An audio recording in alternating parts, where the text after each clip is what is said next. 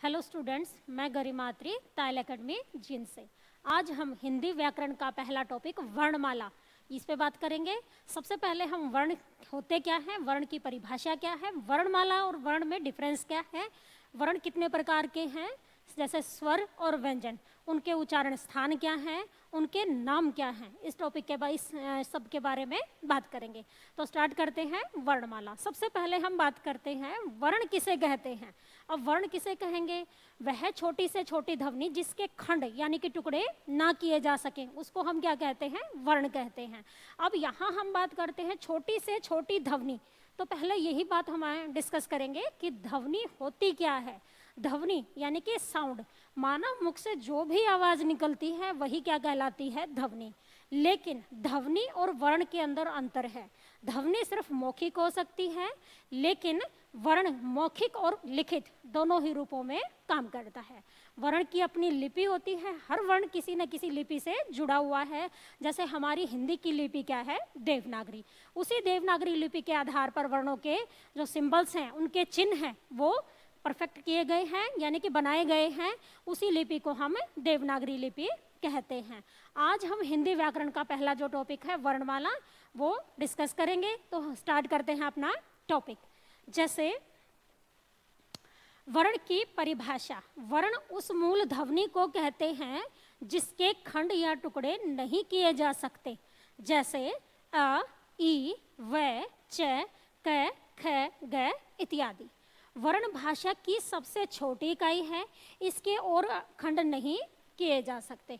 अब इसको समझते हैं, ये है क्या? वह छोटी से छोटी ध्वनि जिसके और अधिक टुकड़े यानी कि खंड नहीं किए जा सकते, या हम कह सकते हैं भाषा की सबसे छोटी इकाई या भाषा की सबसे लघुत्तम इकाई कौन सी है, तो वो क्या कहलाती है? वर्ण। यहाँ कई बार एक ये जो शब्द है वर्ण, इससे रिलेटेड हम एक बात करेंगे। जैसे कई बार एग्जाम के अंदर क्वेश्चन आता है कि वर्ण कितने प्रकार के हैं, या हम कह सकते हैं वर्ण कि अन्य किस नाम से जाना जाता है। तो जो अपना ये वर्ण है, इसको दो नामों से और जाना जा सकता है, यानी कि वर्ण को हम ध्वनि चिन्ह भी कह सकते हैं। जो अपने वर्ण है वही ध्वनि चिन्ह है, इन्हीं को अखंडित ध्वनि भी कहा जाता है। यानी कि वर्ण, अखंडित ध्वनि, या इसको हम अक्षर कह सकते हैं। अक्षर भी इसी को कहेंगे जो मानव मुख से जो ये ध्वनियाँ निकलती हैं। तो वर्ण, ध्वनि चिन्ह, अखंडित ध्वनि और अक्षर, सबका मतलब एक ही है। बस ध्यान देने वाली जो बात है वो ये रहेगी, हम वर्ण को और ध्वनि में डिफरेंस यही करना होगा। ध्वनि सिर्फ मौखिक हो सकती है, लेकिन वर्ण मौखिक और लिखित दोनों रूपों में काम करता है। जैसे हम कहें यहाँ राम गया, एक वाक्य है राम गया, तो राम और गया में चार चार मूल ध्वनियां हैं जिनके खंड नहीं किए जा सकते। कैसे खंड नहीं किए जा सकते? जैसे ये अपना राम शब्द है, राम के अंदर रे के अंदर क्या जुड़ा? आ, यानी कि एक स्वर। मैं प्लस ए, तो चार ध्वनियों से मिलकर हमारा एक शब्द तैयार होता है, जैसे कि राम। अब दूसरा देखेंगे गया, गया के अंदर ग प्लस ए, ये प्लस आ, यानी कि एक के अंदर एक स्वर, एक व्यंजन के अंदर एक स्वर जुड़ा है, यानी कि चार ध्वनियों से मिलकर ये एक शब्द का निर्माण हुआ है। तो इस तरह से हम कह सकते हैं इन्हीं मूल अखंड ध्वनियों को वर्ण कहते हैं। हर वर्ण की अपनी लिपि होती है, जैसा अभी मैंने थोड़ी देर पहले भी बताया, हर वर्ण की अपनी एक लिपि होती है। अगर लिपि नहीं हो तो उसको हम भाषा को लिखित रूप में नहीं ढाल सकते, क्योंकि लिपि की परिभाषा यही है, भाषा के लिखित चिन्हों को ही लिपि कहते हैं। हिंदी की लिपि देवनागरी है।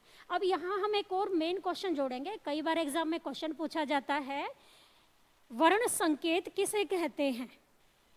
वर्ण संकेत किसे कहते हैं? तो लिपि को ही वर्ण संकेत का नाम भी दिया गया है।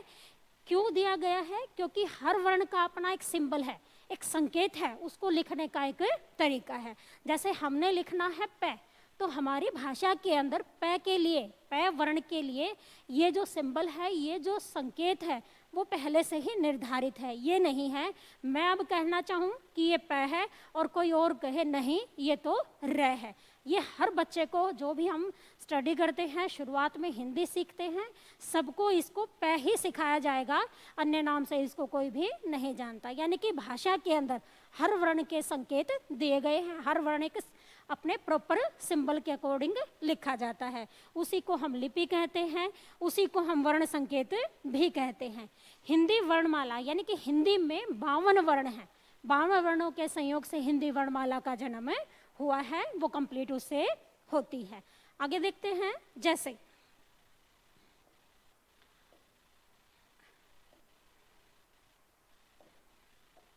आगे देखिए, जैसे हम कहें वर्णमाला की परिभाषा। अब वर्णमाला कहते किसे हैं?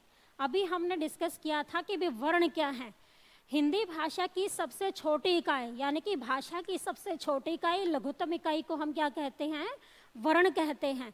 वर्ण से ही वर्णमाला बनी है। कैसे बनी है? तो वर्णमाला का अर्थ क्या है? वर्णों का समूह। तो वर्णों का कौन सा समूह? वर्णों का व्यवस्थित समूह। यहाँ जो मेन बात हम करेंगे वो देखेंगे, इसी ध्वनि को वर्ण कहा जाता है, वर्णों को व्यवस्थित, ये हमारी बात यहाँ पर मेन रहेगी। तो जो वर्णों का व्यवस्थित समूह है, वर्णों को व्यवस्थित करने के समूह को वर्णमाला कहते हैं। यानी कि वर्णों के व्यवस्थित समूह को वर्णमाला कहा जाता है। अब यहाँ व्यवस्थित शब्द क्यों जोड़ा? क्यों? क्योंकि इसके लिए ये जो वर्ण है ये पहले से ही अपनी पोजीशन के ऊपर, अपनी स्थिति के ऊपर पहले से ही स्थित है। जैसे हम वर्णमाला स्टार्ट करेंगे तो सबसे पहले हम स्वर के बारे में बात करेंगे। जैसे हम ऐसे स्टार्ट करेंगे, पहले हम स्वर करेंगे, फिर हम व्यंजन करेंगे, फिर हम संयुक्त व्यंजन करेंगे। ये नहीं है मैंने स्वर करने के बाद मैंने क वर्ग का जिक्र किया, फिर उसके बाद सीधा मैंने प वर्ग शुरू कर दिया। नहीं, इनकी व्यवस्था पहले से ही सेट है, ये उसी क्रम के अनुसार प्रयोग किए जाते हैं। हाँ जी, आगे देखते हैं। हिंदी में उच्चारण के आधार पर 45 वर्ण होते हैं। इसमें 10 स्वर और 35 व्यंजन होते हैं। लेखन के आधार पर 52 वर्ण होते हैं, जिसमें 13 स्वर, 35 व्यंजन और 4 संयुक्त व्यंजन होते हैं। ये जो क्वेश्चन आप देख रहे हैं बोर्ड पे जो लिखा हुआ देख रहे हैं, ये एक चर्चा का विषय है। यहाँ से क्वेश्चन कई बार जुड़ता है, लेकिन बच्चे यहाँ पजल होते हैं क्योंकि क्वेश्चन पूछने का जो तरीका है वो हर बार अलग अलग होता है। कैसे होता है वो देखिए। जैसे अगर आपसे नॉर्मल क्वेश्चन किया जाता है भी स्वर कितने प्रकार के हैं, नहीं, स्वरों की संख्या कितनी है, तो स्वरों की संख्या मानी जाती है 11। लेकिन अगर क्वेश्चन किया जाए, जैसे ये एस्टेट कलरक में HSSC कलरक के अंदर एक क्वेश्चन आया था, स्वरों की संख्या कितनी है, और ब्रैकेट के अंदर लिखा हुआ था अनुस्वार और विसर्ग सहित। तो वहाँ क्वेश्चन का आंसर हम क्या देंगे? 13, क्योंकि वहाँ पर उन्होंने जो 2 अयोग वहाँ है, अनुस्वार और विसर्ग, उसको भी साथ में ही शामिल किया है। तो स्वरों की संख्या कितनी है? 11 भी है, 13 भी है और 10 भी है। लेकिन इन तीनों के जो क्वेश्चन बनेंगे वो अलग अलग बनेंगे। वो कैसे बनेंगे वो हम डिस्कस करते हैं। जैसे अगर क्वेश्चन आता है उच्चारण के आधार पर स्वरों की संख्या कितनी है, तो सिर्फ उच्चारण के आधार पर स्वरों की संख्या 10 रहेगी। इसका क्या रीजन है, क्यों उच्चारण के आधार पर ये 10 हैं? जैसे हम देखते हैं स्वर कितने हैं, जैसे अ, आ, ई, उ, उ। हम यहाँ री लिखते हैं लेकिन उसको 2 मिनट के लिए रोक देते हैं। आगे है ए, आई, ओ, औ। ये हमारे स्वर हैं। अब यहाँ ए, आ, ई, जिसको हम अपनी देसी भाषा में छोटी ई, बड़ी, छोटा ऊ, बड़ा ऊ कहते हैं। ए, आई, ओ, औ ये लिखे हुए हैं। ये किसके आधार पर है? ये जब क्वेश्चन आता है स्वरों की संख्या कितनी है, तो हमें 11 ही लिखना होता है। लेकिन अगर बात आ जाए उच्चारण के आधार पर स्वरों की संख्या कितनी है, तो हमारा आंसर सिर्फ 10 रहेगा। उसका क्या रीजन है, उसका क्या कारण है, वो देखिए। री है जो ये री है वो हिंदी भाषा में नहीं है, ये तत्सम यानी कि संस्कृत से लिया गया है। जहाँ री होगा वो शब्द हिंदी का नहीं माना जाता, वो संस्कृत का यानी कि तत्सम शब्दावली का शब्द माना जाता है। यहाँ हम देखेंगे कुछ लोग री को, री ऋषि को इस तरह से री के रूप में प्रोनाउन करते हैं, उसको इस तरह से उच्चारित करते हैं, लेकिन दोनों के अंदर अंतर है। जैसे अब एक शब्द हम लिखते हैं गृही और एक है ग्रह, दोनों के अंदर अंतर है। कैसे? यहाँ जो र है वो र नहीं री है, एक स्वर है, एक मात्रा के रूप में उसने काम किया है। गृही, गृही का मतलब क्या है? घर। लेकिन यहाँ ग के नीचे र लगा हुआ है, उस ग्रह का मतलब क्या है? नक्षत्र, जो आसमान में 9 ग्रह हैं उसके बारे में बात हो रही है। जैसे हम ऋषि लिखें, गृही लिखें, मातृ लिखें, ये सारे किसके हैं? संस्कृत के यानी कि तत्सम शब्दावली से वो जुड़े हुए हैं। तो यहाँ पर हमें ये ध्यान रखना है, अगर क्वेश्चन आता है उच्चारण के आधार पर स्वरों की संख्या कितनी है, तो वो सिर्फ 10 रहेगी, उसके अंदर हम री को इंक्लूड नहीं करेंगे। लेकिन अगर क्वेश्चन होता है सिर्फ ये पूछा जाए स्वरों की संख्या कितनी है, तो हमारे कंपटीशन वाले एग्जाम में इसकी संख्या का जो आंसर रहेगा अपना वो रहेगा 11। स्वरों की संख्या कितनी है? 11 है। अब बात करते हैं लेखन के आधार पर स्वर कितने माने गए हैं। लेखन के आधार पर स्वर 13 है, इनकी संख्या 13 रहेगी। क्यों रहेगी? क्योंकि इसके अंदर 2 स्वर और जुड़ जाएंगे, जिसको हम अनुस्वार यानी कि अंग और अह खाली जिसको बोला जाता है वो शामिल कर देंगे। अब लेखन के आधार पर इनकी संख्या कितनी बन जाती है? 13। तो यहाँ क्वेश्चन का आंसर इस तरह से रहेगा। अगर उच्चारण के आधार पर स्वर पूछे जाते हैं तो सिर्फ 10 रहेंगे, वैसे स्वरों की संख्या पूछी जाती है तो वो 11 रहेगी। लेकिन अगर बात हो लेखन की, लेखन के आधार पर स्वर कितने हैं, तो वो अपने 13 रहेंगे। उसके अंदर हम अनुस्वार और विसर्ग इनको भी शामिल करेंगे, क्योंकि ये भी स्वर की ही एक संख्या है, स्वर के अंदर ही इनको माना गया है, इनकी भी अपनी मात्राएं होती हैं। क्लियर है? अब आगे चलते हैं। जैसे इसमें 13 स्वर, 35 व्यंजन और 4 संयुक्त व्यंजन होते हैं, वो हम आगे डिस्कस करेंगे जब हम व्यंजन के बारे में बात करेंगे। चलिए अगला देखते हैं।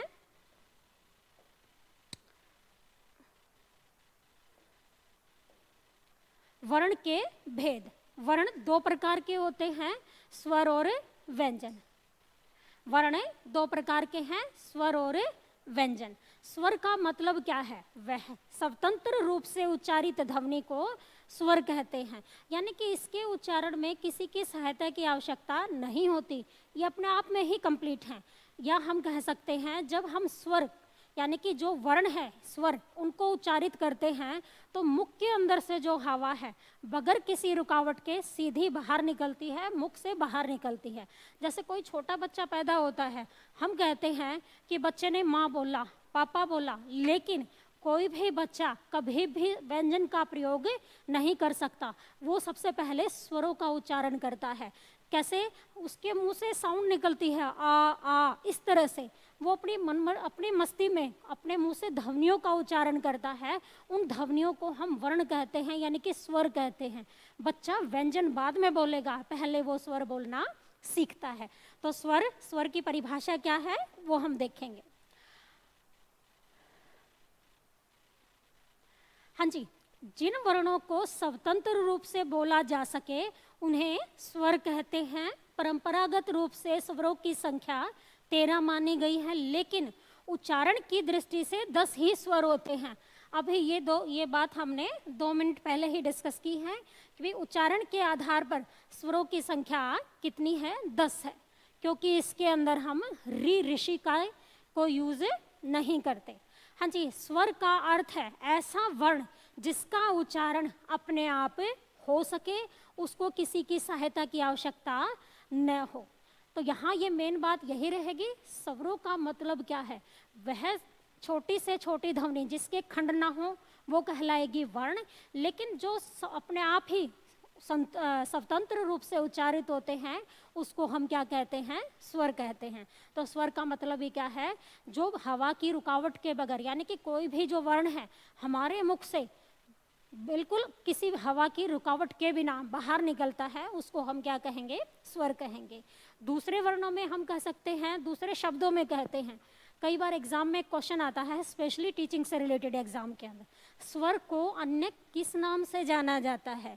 तो यहाँ जो मेन बात है वो देखेंगे। स्वर को अच भी कहते हैं। ये बहुत कम बच्चों को पता होता है, स्वर का दूसरा नाम क्या है। स्वर को अच के नाम से भी जाना जाता है। स्वर को स्वर्निम भी कहा जाता है। एस्टेट सीटेट के अंदर ये क्वेश्चन कई बार पूछा भी जाता है, स्वर का अन्य नाम क्या है? तो स्वर को हम अच या हम कह सकते हैं स्वर्निम, इनके नाम से भी जानते हैं। तो स्वर जो बगैर किसी रुकावट के, बगैर किसी की सहायता के बोले जाते हैं, स्वर कहलाते हैं। इनकी संख्या 11 है। उच्चारण के आधार पर 10 रहेगी, लेकिन लेखन के आधार पर इनकी संख्या 13 हो जाती है। हाँ जी, अब यहाँ ये बात लिखी हुई भी है, इसको एक बार देखेंगे। उच्चारण के आधार पर स्वर, तो उच्चारण के आधार पर स्वर कौन से हैं? ये 11 लिखे हुए हैं। हाँ जी, यहाँ देखिए एक बार, इन सब के अंदर री कहीं भी शामिल नहीं है।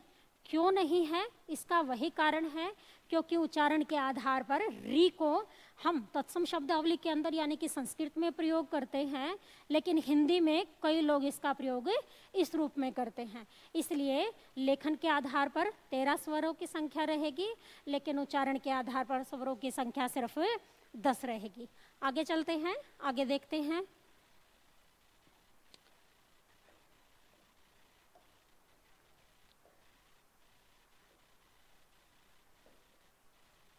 हाँ जी, लेखन के आधार पर स्वर, ये बात हमने अभी डिस्कस की है। लेखन के आधार पर स्वरों की संख्या 13 है। इसके अंदर री, इसके अंदर री भी जुड़ जाएगा, और जो अंग है यानी कि अनुस्वार और विसर्ग वो भी शामिल हो जाते हैं। अब हम देखते हैं स्वर के भेद, यानी कि स्वर कितने प्रकार के हैं।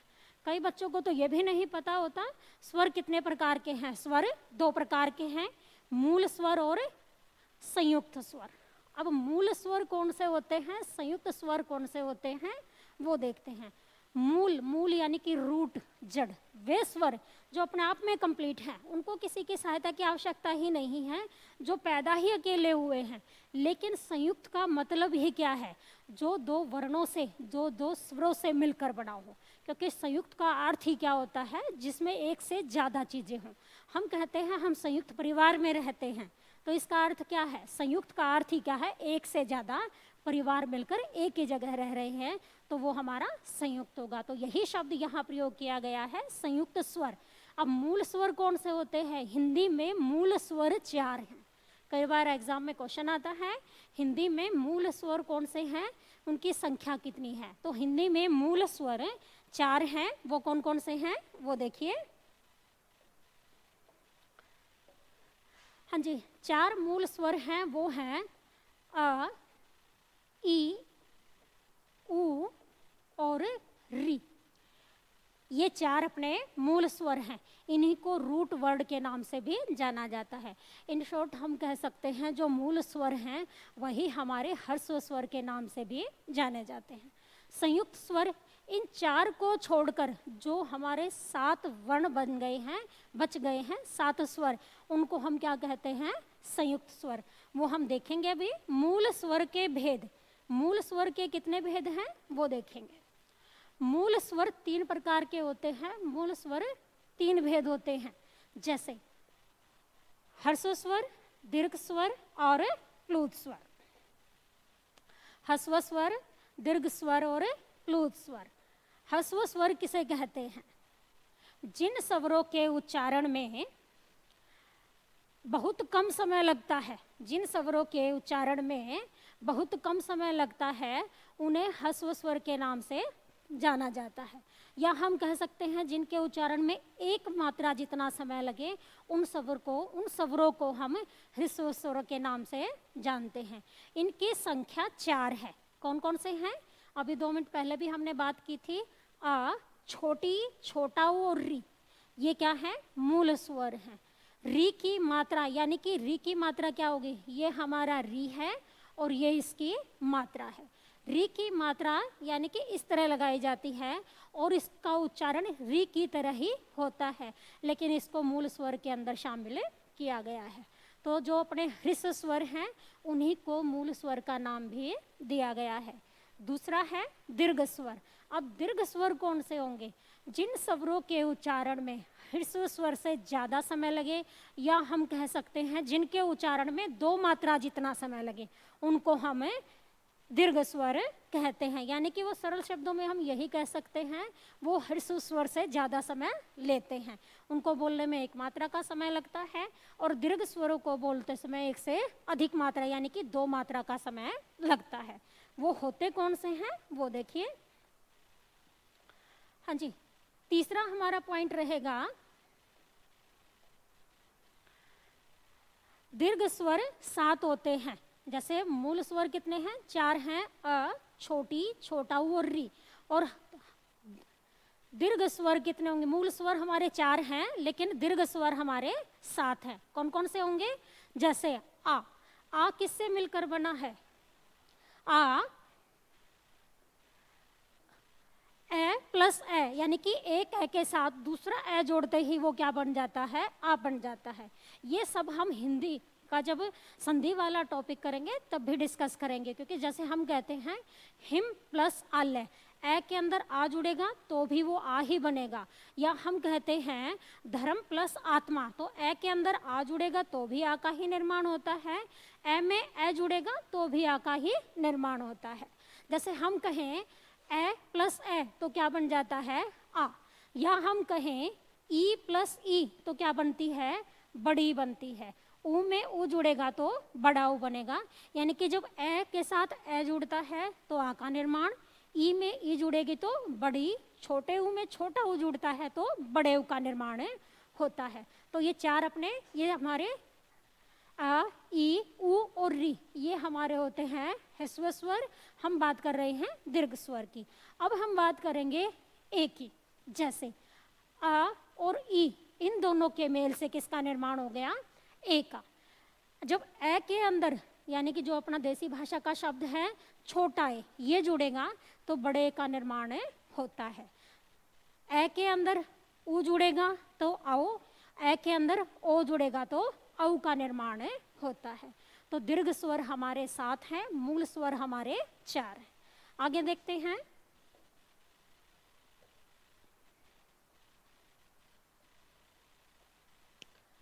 हाँ जी,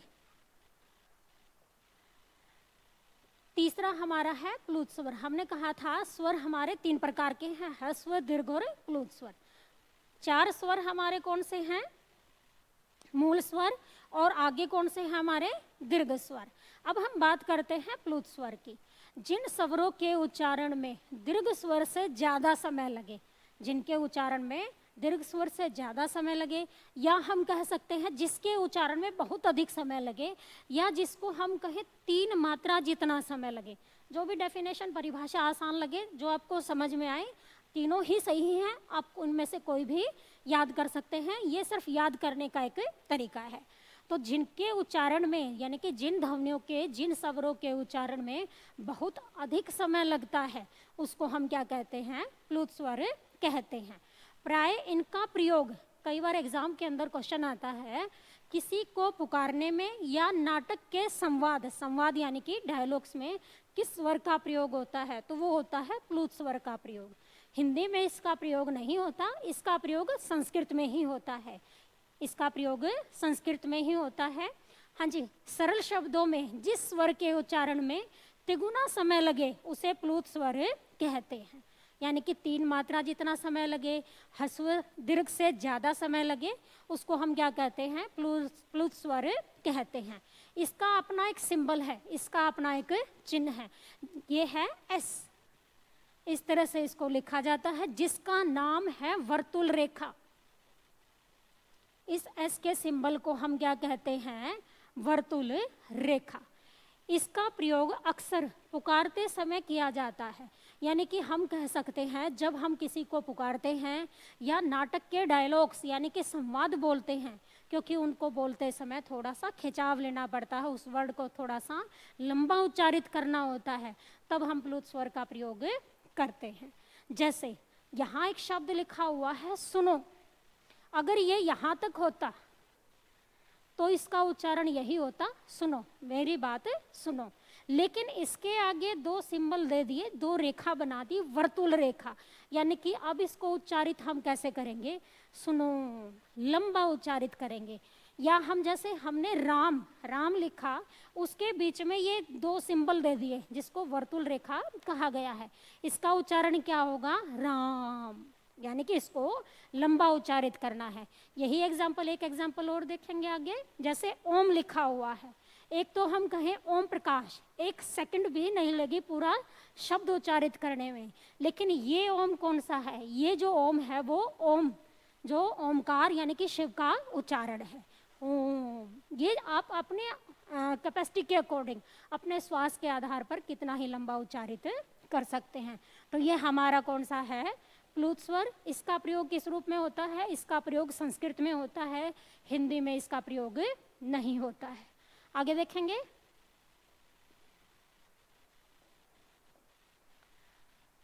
हिंदी में साधारणतः प्लुत स्वर का प्रयोग नहीं होता, वैदिक भाषा में प्लुत स्वर का प्रयोग अधिक हुआ है, इसे त्रिमात्रिक स्वर भी कहते हैं। यहाँ हमारा एक क्वेश्चन और जुड़ जाएगा, कई बार क्वेश्चन आता है एग्जाम में, त्रिमात्रिक स्वर कौन सा होता है, त्रिमात्रिक स्वर कौन सा होता है, तो यही वो होगा त्रिमात्रिक स्वर। त्रिमात्रिक यानी कि जिसके अंदर 3 मात्राओं जितना समय लगता है, वो हमारा रहेगा प्लुत स्वर। अब हम बात करते हैं व्यंजन की। अब व्यंजन किसे कहते हैं, व्यंजन की परिभाषा की क्या है, जो वर्ण स्वरों की सहायता से बोले जाते हैं, जो वर्ण स्वरों की सहायता से बोले या लिखे जाते हैं, उन्हें हम व्यंजन कहते हैं। यानी कि व्यंजन क्या है, अपने आप में ही कंप्लीट है, स्वर अपने आप में ही संपूर्ण है, उनको किसी की सहायता की आवश्यकता नहीं होती, लेकिन हर व्यंजन को स्वर की सहायता लेना जरूरी है। अगर व्यंजन के अंदर स्वर नहीं होता तो वो अधूरा है, यानी कि आधा है, उसके नीचे हलंत यानी कि तिरछी रेखा का प्रयोग किया जाता है। अब देखते हैं, जो वर्ण स्वरों की सहायता से बोले जाते हैं उन्हें व्यंजन कहते हैं। हर व्यंजन के उच्चारण में ए स्वर लगा होता है, ए के बिना व्यंजन का उच्चारण नहीं हो सकता। ऐसे वर्ण जिनका उच्चारण बिना किसी वर्ण यानी कि अर्थात स्वर से मिले बिना नहीं किया जा सकता, व्यंजन कहते हैं। इन शॉर्ट हम यही कह सकते हैं, व्यंजन का उच्चारण स्वर के बगैर नहीं हो सकता, क्योंकि ये वही ध्वनियाँ हैं जो स्वरों की सहायता से उच्चारित होती हैं, उन्हें ही हमें व्यंजन कहते हैं। यानी कि कै से लेकर है तक के सारे वर्ण व्यंजन कहलाते हैं। व्यंजनों की संख्या 33 है, जबकि कुल व्यंजन 35 माने जाते हैं। व्यंजनों की संख्या कितनी है, 33, लेकिन कुल व्यंजन 35 माने जाते हैं। 2 व्यंजन और कौन से जुड़े हैं, उनको हम आगे देखते हैं। जैसे 2 उत्क्षिप्त व्यंजन, यहाँ बात हुई है उत्क्षिप्त व्यंजन। ये 2 उत्क्षिप्त व्यंजन कौन से हैं, इसको हम अभी डिस्कस करेंगे। चलिए आगे देखते हैं।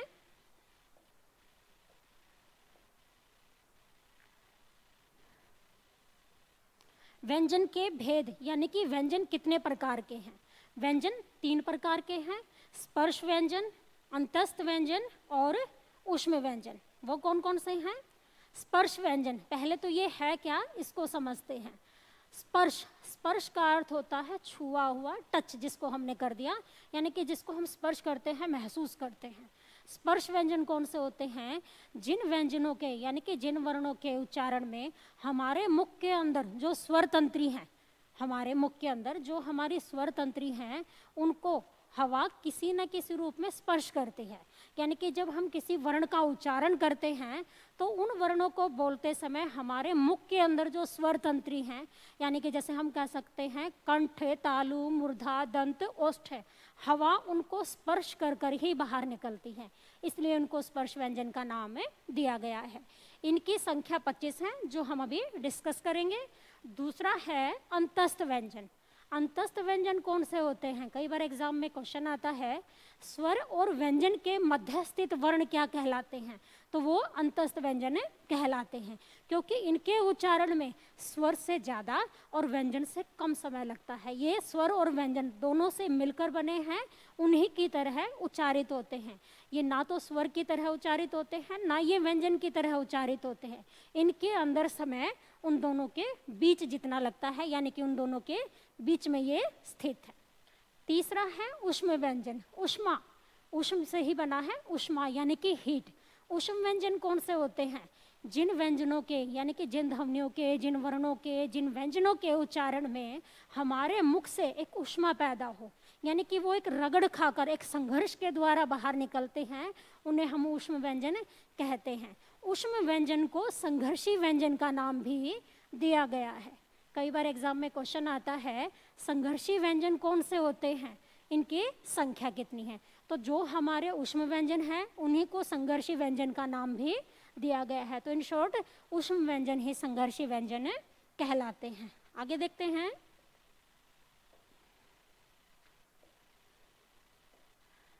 स्पर्श व्यंजन, अभी मैंने परिभाषा बताई थी। स्पर्श व्यंजन जिनके उच्चारण में जो हमारी हवा है, प्राणवायु जिसको हम कहते हैं, वो किसी न किसी स्वर तंत्री के हमारे पार्ट को स्पर्श करती हुई मुख से बाहर निकलती है, उसको हम स्पर्श व्यंजन कहते हैं।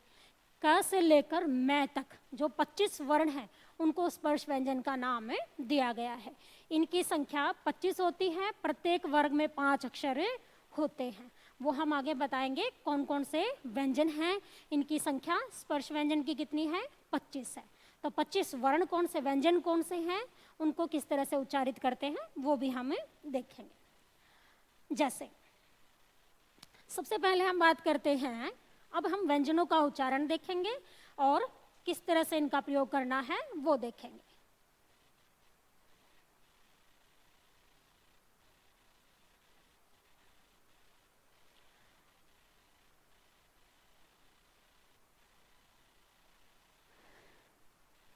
जैसे स्पर्श व्यंजन की हमने बात की थी, तो स्पर्श व्यंजन कौन से हैं?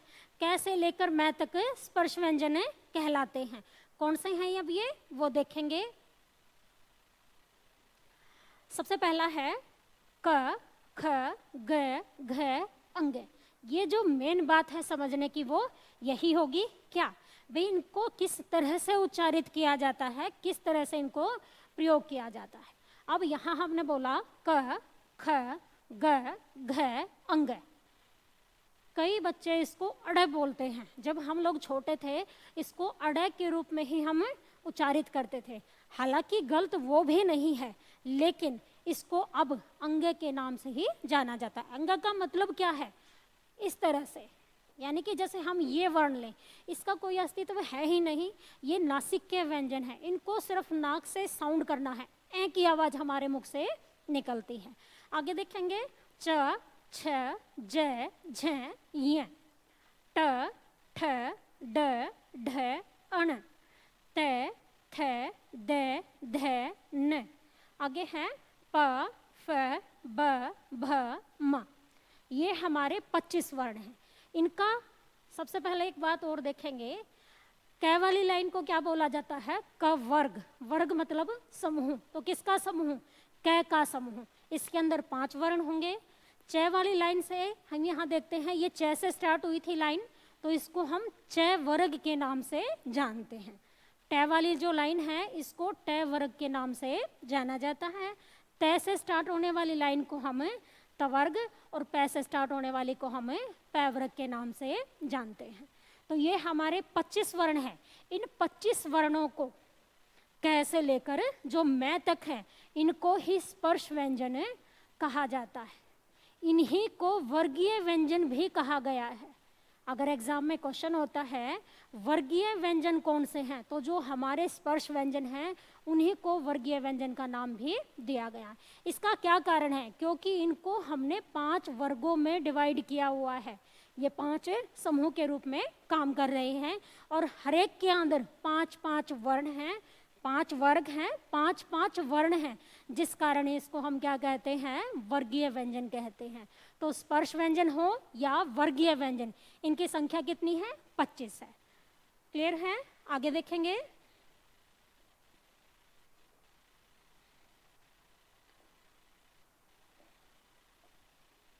हाँ जी, आगे देखते हैं।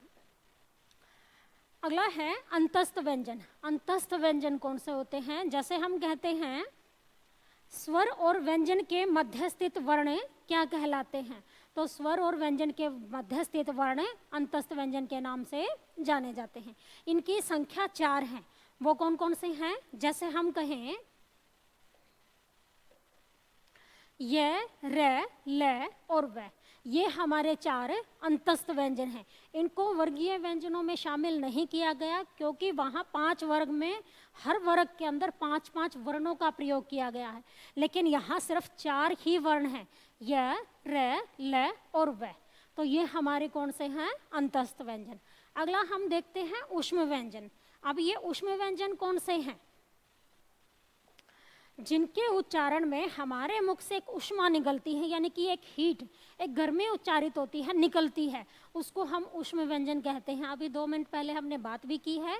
ऊष्म व्यंजन को ही संघर्षी व्यंजन का नाम भी दिया गया है।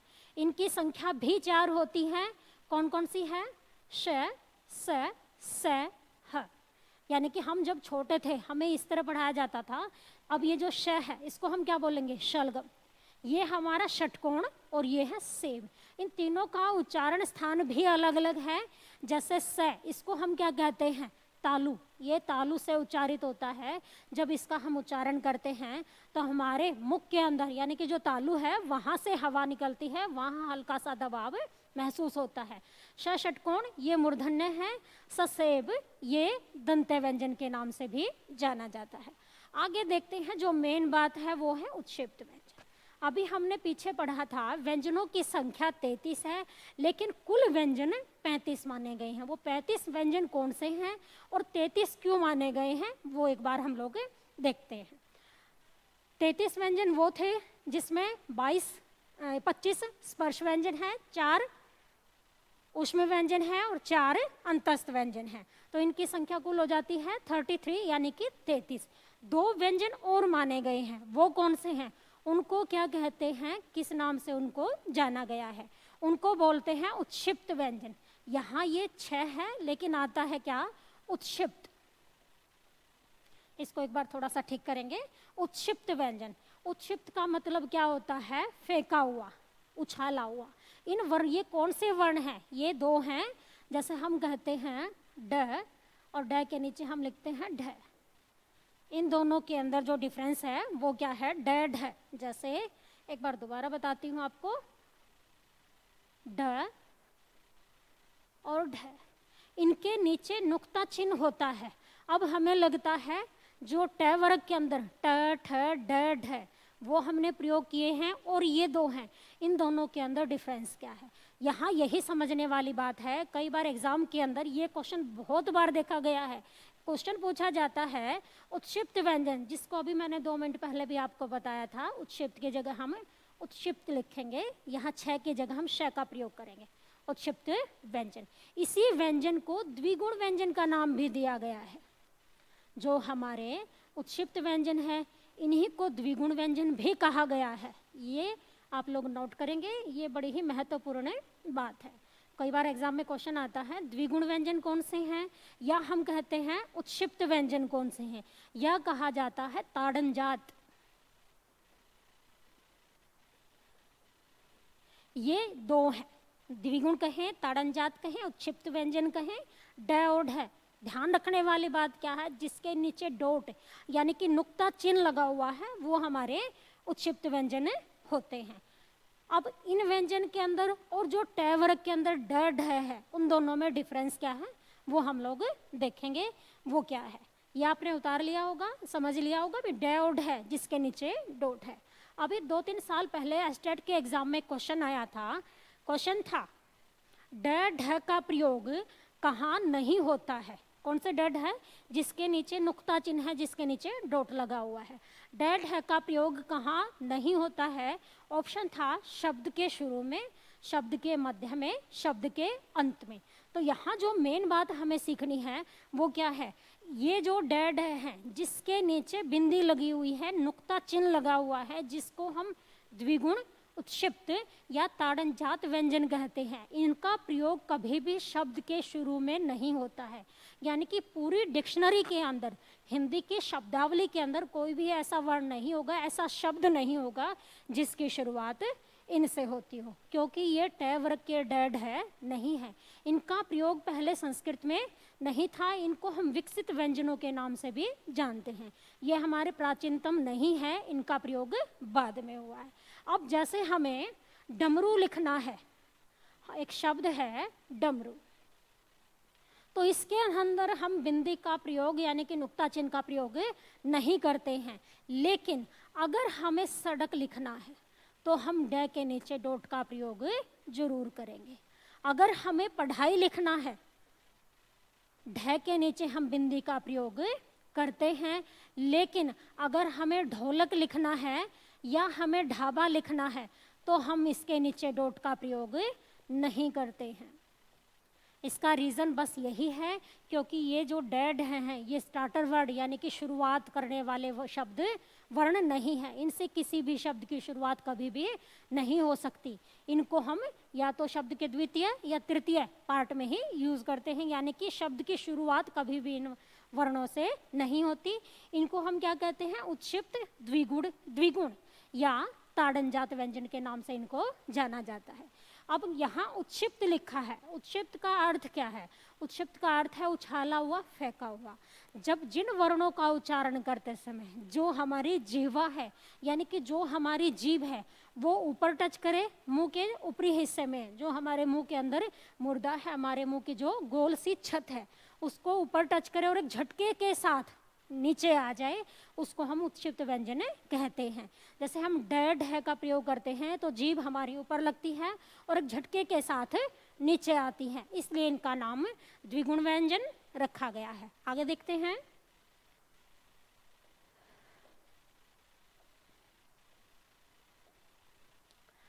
तो ये हमारे दो हैं उत्क्षिप्त व्यंजन, ड और ढ, जिसके बारे में हमने अभी बात की है।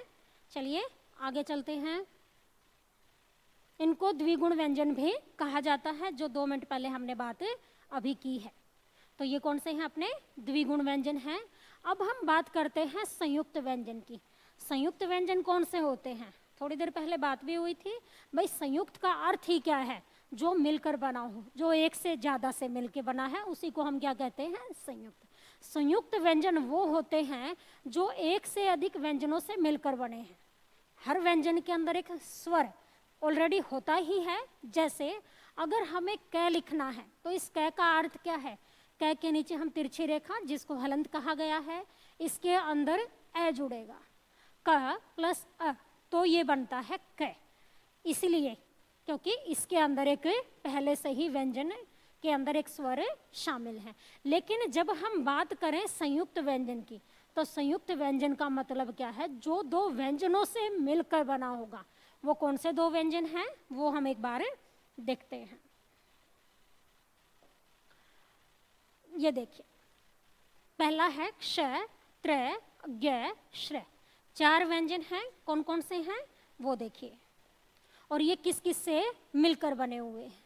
अब हम देखते हैं क्ष, इसके अंदर क और श, ये 2 व्यंजनों का मेल है, तब जाकर इसका निर्माण होता है। इसको हम एक दूसरी तरीके से भी लिख सकते हैं, यानी कि क के नीचे हलंत रहेगा यानी कि एक व्यंजन है, श के नीचे हलंत प्लस में अ, इसका प्रयोग भी करेंगे क्योंकि कोई भी व्यंजन कब तक कंप्लीट नहीं होता जब तक उसके अंदर एक स्वर नहीं होता। आगे हम देखते हैं त्र। त्र का अर्थ क्या होगा? त और र, यानी कि जो ये त्र है, त्र त्रिशूल जिसको बोला जाता है, ये त और र से मिलकर बना हुआ है। दोनों के नीचे हलंत है, तिरछी रेखा है, यानी कि ये दोनों व्यंजन हैं और इसके अंदर हम क्या लगा देंगे? ए लगा देंगे। जैसे अब अगर इसको हम त्र को ऐसे लिखें त प्लस र, तो इसका भी मीनिंग एक ही समान है। क्यों है? क्योंकि यहाँ र के अंदर हलंत नहीं लगा, क्योंकि इसके अंदर पहले से ही ए शामिल है। तो इसको त र प्लस ए ऐसे लिखें, या त के नीचे हलंत और र पूरा ये लिखें, दोनों का मीनिंग एक ही होगा। हलंत लगाने का मतलब क्या है, ये स्वर रहित है, हलंत नहीं लगता तो इस शब्द वर्ण के अंदर पहले से ही स्वर शामिल है। अब हम बात करते हैं ज, जिसको हम ज्ञ ज्ञानी के नाम से भी उच्चारित करते हैं, लेकिन हम उच्चारण ही गलत करते हैं, हमने ये बोला ही गलत है। कई चीज़ें ऐसी हैं जो हम अपने आसपास से सीखते हैं, जो हमारी बोली का आधार है, या हम कह सकते हैं जो हम अपनी मातृभाषा से, या हमारे आसपास जो हमारा कम्युनिकेशन है, जिसके साथ हम बात करते हैं, जैसा हमारा सराउंडिंग एरिया है, परिवेश है, वहाँ से हम वर्ण यानी कि शब्द ग्रहण करते हैं। वहीं से कुछ वर्ण ऐसे हैं जो हम होते कुछ और हैं, लेकिन उनका उच्चारण हम लोग किसी दूसरी तरह से करते हैं।